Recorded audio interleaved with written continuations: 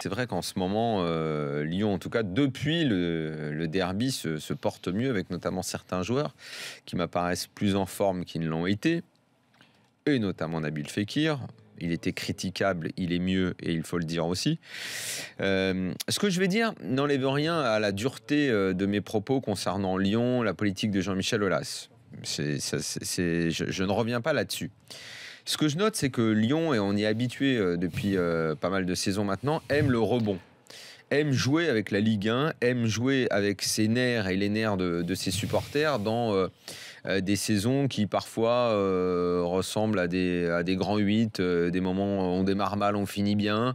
Et puis c'est vrai que sur les 5 dernières années, même s'il y a eu des hauts et des bas, au classement, ils ont toujours plus ou moins sauvé les apparences, une fois hors podium. Mais il se trouve que cette année, à moins d'un rebondissement, pour le coup, je n'attends pas, va terminer encore une fois hors podium. Lyon va très probablement néanmoins boucler la 4e place, mais ça n'empêchera pas, à mes yeux, de ressentir un sentiment d'échec. Terminer derrière Nice, c'est pas ce qui était prévu. Terminer sur le podium, c'était ce qui était envisagé.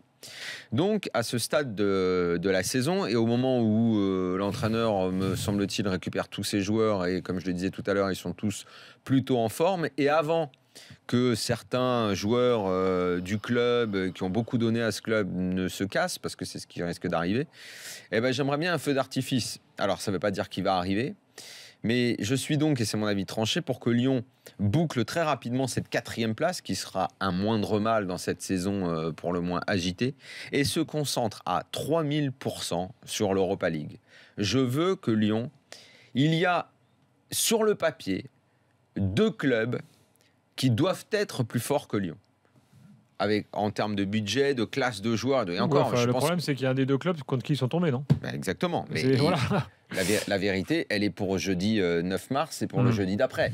Ce sera 2 moments de vérité. Le budget de Lyon, les ambitions, doit encourager Lyon à y croire.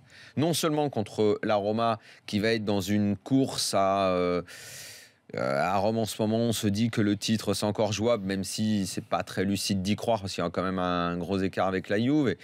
Mais peut-être que la Roma ne sera pas à 100% sur l'Europa League.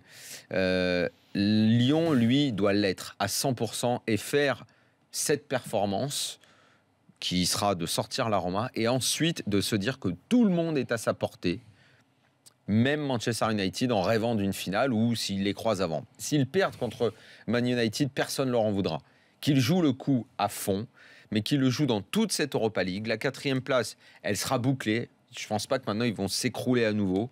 Les mecs ont l'air tous bien là au club maintenant, parce que je pense que les dernières semaines ont fait beaucoup de mal. Il y a eu on leur a beaucoup tapé sur la tête. Et quand c'est comme ça, il arrive toujours un moment où les mecs se renforcent. C'est le moment maintenant d'y croire. La Roma, ça arrive très vite. Ça va être un grand moment de Coupe d'Europe. On sera très content d'enchaîner Paris-Monaco et d'avoir le jeudi soir match aller-retour contre une belle équipe européenne. Ça va être génial. Certes, c'est que l'Europa League, mais c'est un grand moment qui nous attend. Donc, mon avis tranché, Lyon à 100% sur cette Europa League.